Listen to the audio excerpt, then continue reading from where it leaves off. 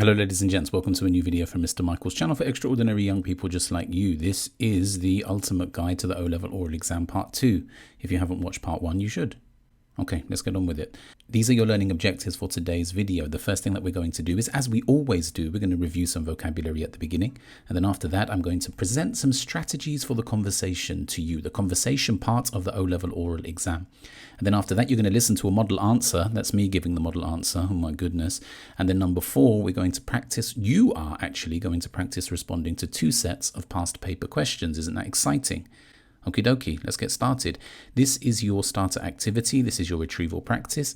Those of you who have studied these words before should know them off the top of your head. If you haven't ever come across them, you may look them up in a dictionary, but I would prefer that you would try to recall them or remember them from that wonderful brain of yours. I'll give you a couple of minutes to do that. Pause the video, please. Cool, have you done that? I hope so. So let's go through the meaning of the words. The first one, savory, is usually used, it's an adjective by the way, is usually used to describe food. And we say that savory food is something which is salty or spicy. Savory is usually used in contrast to something which is sweet. Okay, the second word is vault. And a vault is usually a cellar, C-E-L-L-A-R, which is found underneath a building.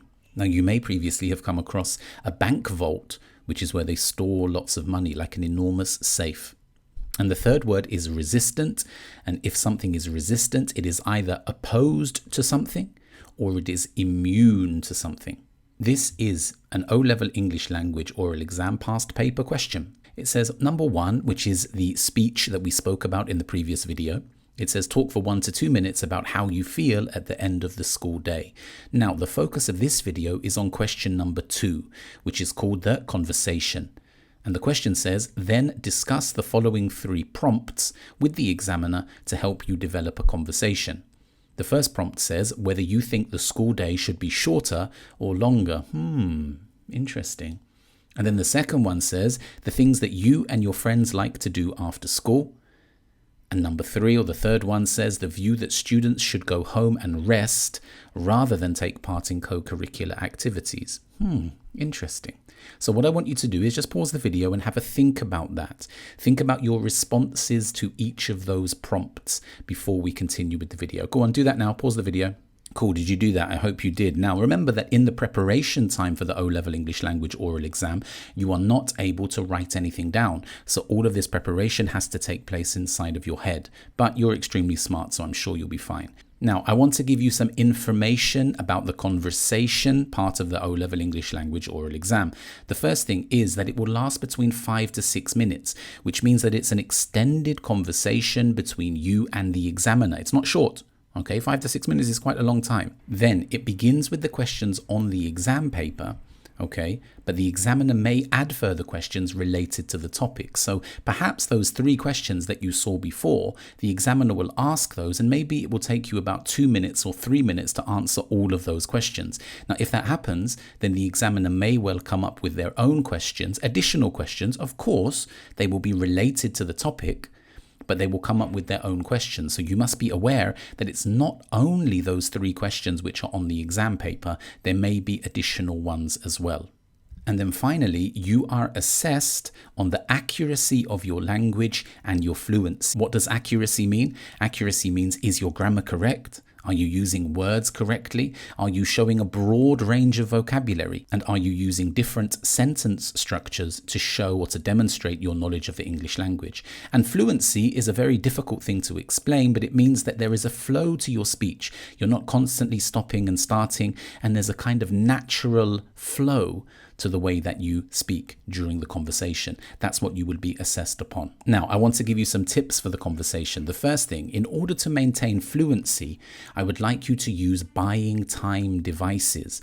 Okay, instead of when you're thinking about the question that you've been asked, try not to go or just sit silently, because that can be uncomfortable. The best thing that you can possibly do is use a device like these ones here. That's an interesting question. Or I hadn't thought about that before. Or let me think about that. Instead of leaving the room silent, can you use some of these buying time devices to make your speech sound a little bit more natural?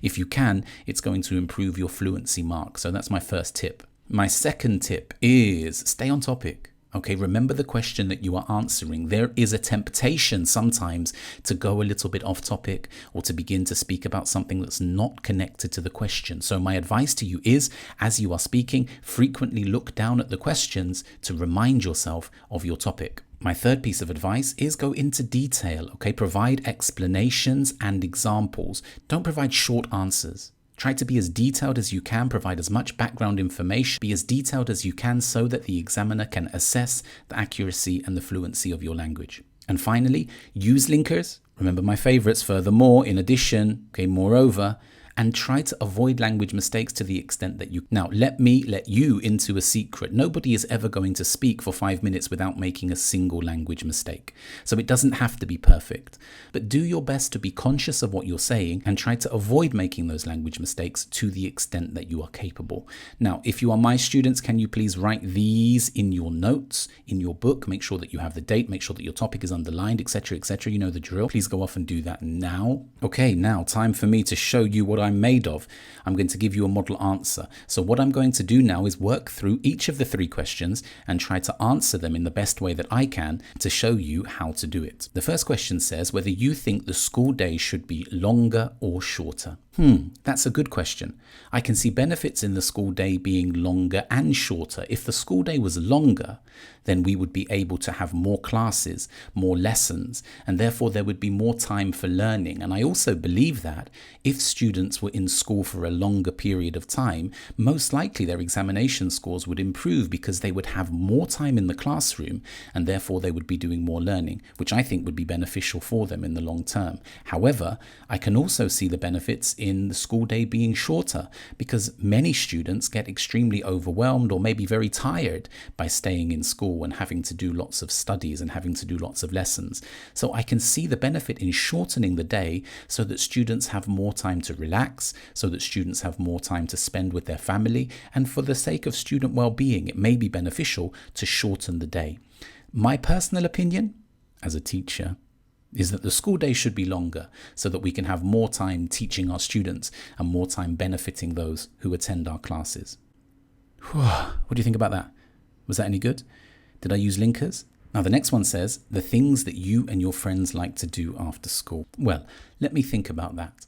When school is finished, my friends and I like to do a number of different things. I suppose the first one is before we go home from school, sometimes many of us have to wait for our parents to come and pick us up. So we like to use that time wisely by going to the library, opening up our books, reviewing some of the topics that we've studied at school that day, maybe taking some books out of the library and using our time to read and learn more about the world. Sometimes I like to go on the computer and complete my read theory quizzes. That's another thing that we do together to encourage us to improve the quality of our education. Furthermore, sometimes after school we like to go out and eat food together because after a long day at school we're quite hungry and we want to socialize and relax. So perhaps we will go to a restaurant or a cafe near to our school and eat some food together.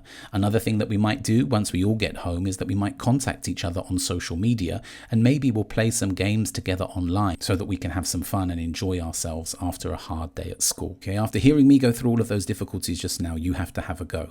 These are the 3 questions that I just answered all on one screen. I would like you to record your answers to these questions on your mobile phone. So work through each of these. I think you should read the question and then answer it, read the second question and then answer it, read the third question and then answer it. Record it on your phone and see how you did. Okay, off you go. Go and do that now. Fantastic, done. I hope that was good. But did you think that's the end of it? Absolutely not. Lol. Okay, here's another one. You need to have a go at this one now. Now, this is a new series of questions. You might need a little bit of time to prepare for this. So what I would do is I would give yourself a couple of minutes. Remember, no pens. Have a think about your answers to the questions. Record your answers on the phone. If you're my students, you'll be required to upload it. If you're not, listen back to it again and see how you performed. All right, ladies and gents, go on.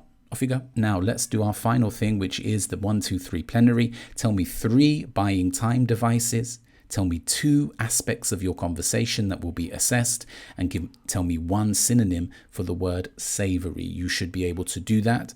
If you can't remember the answers, go back to the video and watch again and find them out. Thank you very much for listening. Take care of yourselves. I'll see you again soon. Goodbye.